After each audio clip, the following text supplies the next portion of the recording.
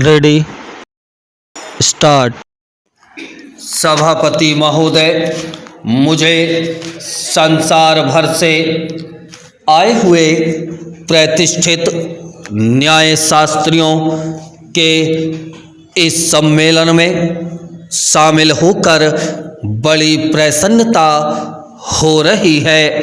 मुझे बताया गया कि यह पहला अवसर है जबकि international bar association law Asia और भारतीय बार एसोसिएशन द्वारा संयुक्त रूप से इस प्रकार का क्षेत्रीय सम्मेलन आयोजित किया जा रहा है, जिसमें उन आम कानूनी समस्याओं पर विचार विमर्श किया जाएगा जो हमारे सामने मौजूद हैं। साथ ही उन समस्याओं पर भी विचार किया जाएगा जो तेजी से बदल रही इस दुनिया के सामने आ सकती हैं, जिससे कि विभिन्न भारी परिवर्तनों के लिए पहले से ही तैयारी की जा सके और अगले 15 वर्षों में इस सदी के अंत तक न्याय की उचित और आदर्श व्यवस्था की जा सके।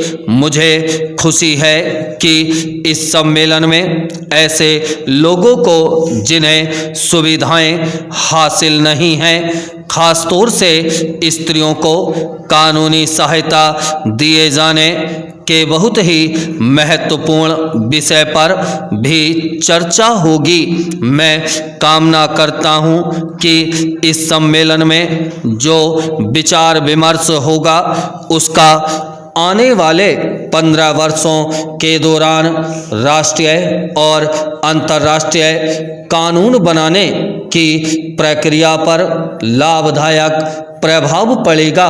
प्राचीन काल से ही भारत में कानून को निहायत सम्मान की दृष्टि से देखा जाता रहा है। वास्तव में धर्म या मजहब हमारे लिए ऐसे धार्मिक, आध्यात्मिक, नैतिक और आर्थिक आचार नियमों का एक ताना बाना रहा है जो अपने अपने क्षेत्रों में पूरी तरह से परिभाषित कानूनों द्वारा निर्धारित है।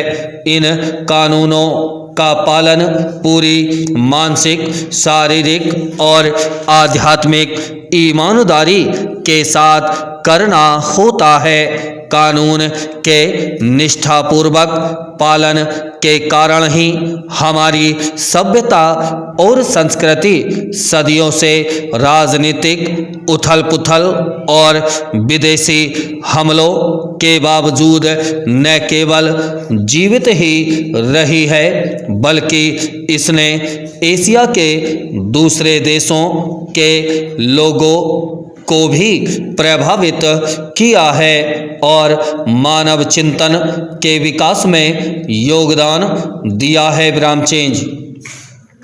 पाषाण काल से लेकर आज के निहायत ही औद्योगिक वातावरण तक समाज की प्रगति के साथ साथ कानून की धारणा में भी भारी परिवर्तन हुए हैं। बैलगाड़ी के युग से आज के सुपरसोनिक युग तक आने में मनुष्य की गतिविधियां इतनी बढ़ गई हैं जिनकी पहले कभी कल्पना भी नहीं की जा सकती थी।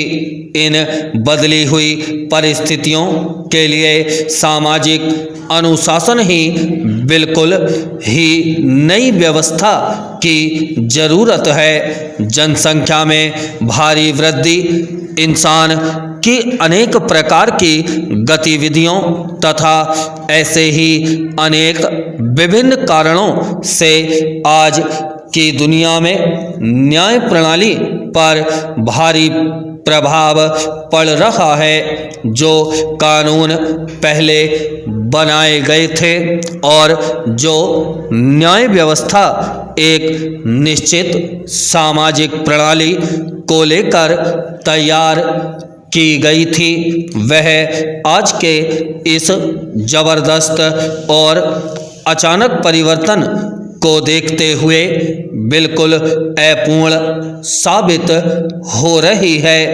किसी दूसरी विकासशील संस्था की तरह ही कानून स्थिर नहीं हो सकते। उन्हें बदलते हुए हालात की ज़रूरतों के अनुसार लगातार अपने आप को ढालना होगा। यह अनुमान लगाना संभव नहीं है कि भविष्य में कानून के क्षेत्र में आने वाली समस्याओं के क्या कानूनी हल निकाले जाएंगे। ब्रामचेंज सभापति महोदय, अभी तक समुद्री कानून को अंतर्राष्ट्रीय कानून से संहिताबद्ध करने की जरूरत का कोई ऐसा पूर्ण हल नहीं निकाला जा सका है जो सबको स्वीकार हो। हम पहले से ही अंतरिक्ष में दुनिया के विभिन्न राज्यों के अधिकारों और जिम्मेदारियों को नियमित करने के लिए कानून बनाने की समस्याओं का सामना कर रहे हैं। मुझे खुशी है कि न्यायशास्त्रियों की 2 अंतर्राष्ट्रीय और 1 राष्ट्रीय संस्था अगले 15 वर्षों में इंसान की ज़रूरतों का अंदाज़ा लगाने और सन 2001 में न्याय की व्यवस्था के मार्ग में आने वाली चुनौतियों का सामना करने के लिए आपस में मिलकर विचार विमर्श कर रही हैं। इसका एकमात्र उत्तर यह मालूम होता है कि हम न्याय की अपनी उस पुरानी प्रणाली पर फिर से लौट जाएं, जिसमें सामाजिक और नैतिक आदर्शों को पवित्र माना जाता था और उनका उल्लंघन नहीं किया जाता था। हर आदमी इन कानूनों का पालन करना अपना एक धार्मिक कर्तव्य मानता था।